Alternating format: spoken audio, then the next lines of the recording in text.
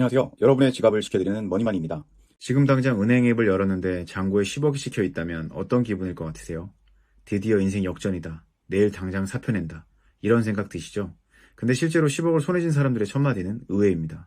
무섭다. 생각보다 애매하다. 왜일까요? 10억을 은행 예금에 넣으면 세금 떼고 손에 쥐는 월 이자가 고작 200만 원 남짓입니다. 올해갓 입사한 신입사원 월급이랑 비슷하거나 오히려 적은 수준입니다. 더 소름 돋는 건 따로 있습니다. 10억이 통장에 찍히는 순간 국가가 여러분의 양털깎이의 타깃으로 정한다는 겁니다. 예금치 못한 세금 고지서, 건강보험료 폭탄, 그리고 주변 사람들의 달라진 시선까지 10억은 경제적 자유의 완성형이 아닙니다. 완전히 새로운 규칙이 적용되는 전쟁터의 입장권입니다. 오늘 영상에서는 10억이 찍혔는데 벌어지는 현실적 변화 5가지와 그 돈을 지키기 위한 생존 전략을 전부 공개합니다. 먼저 현실부터 직시해봅시다. 부동산을 제외하고 순수하게 통장과 주식 등 금융자산으로만 10억 원을 이상 가진 사람. 대한민국 전체 인구의 약 0.93%, 100명 중 1명도 채 되지 않습니다. 이 기준선을 넘는 순간 가장 먼저 바뀌는 건 은행의 태도입니다. 번호표를 뽑고 플라스틱 의자에 앉아 기다리던 일상은 끝납니다. 프라이빗 뱅킹, PB센터라고 하죠. 별도의 라운지에서 전담 직원과 커피 한 잔을 마시며 독대하게 됩니다.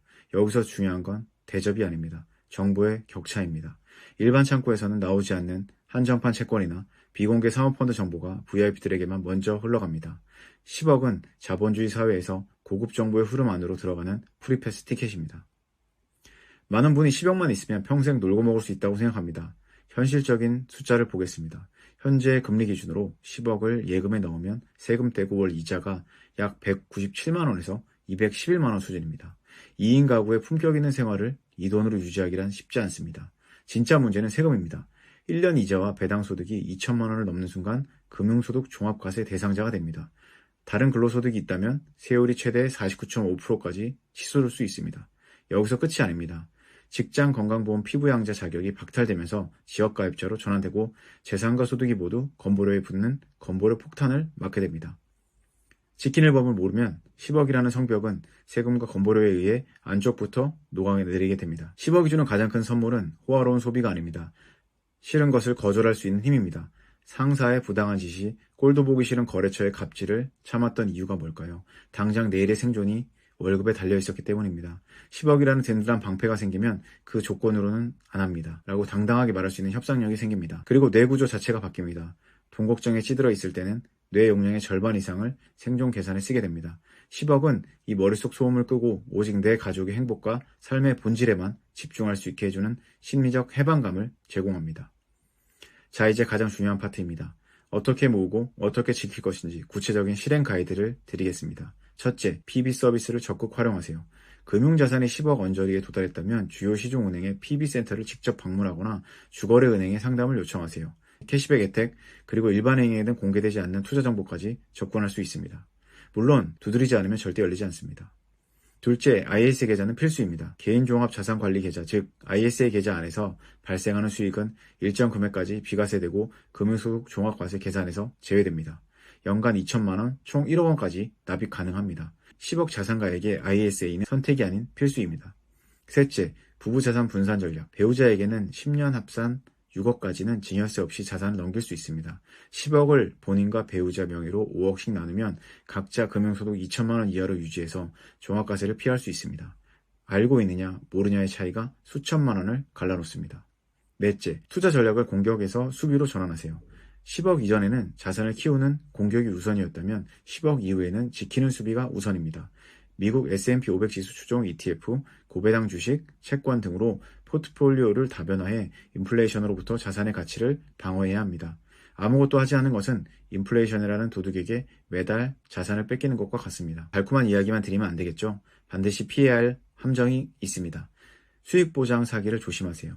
10억이 생겼다는 소문이 나면 10년 만에 연락 오는 친구, 수익률 30%를 보장한다는 투자 제안이 쏟아집니다.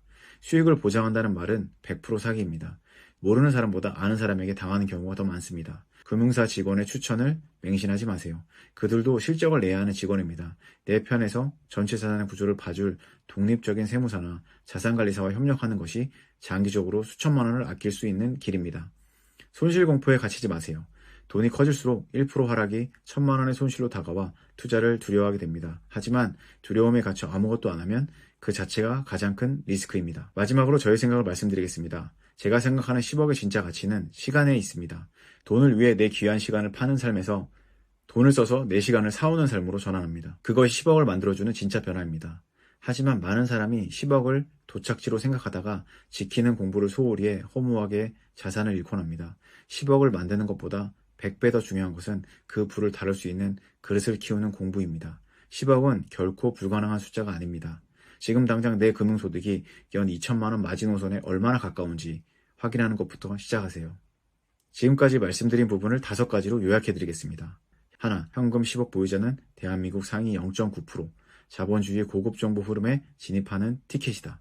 둘, 예금만으로는 월 200만 원 수준, 세금과 건보료 폭탄이 안쪽부터 자산을 녹인다.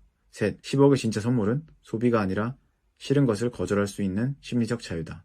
넷, ISA 계좌 활용, 부부자산 분산, 수비 중심 투자로 자산 침식을 막아라. 다섯, 수익 보장, 사기를 경계하고 내 편에 독립적인 전문가를 곁에 두어라. 10억은 도착지가 아닙니다. 진짜 게임이 시작되는 출발선입니다. 오늘 영상이 도움이 되셨다면 구독과 좋아요, 알림 설정까지 부탁드립니다. 여러분의 지갑과 미래를 함께 지키는 머니만이었습니다. 감사합니다.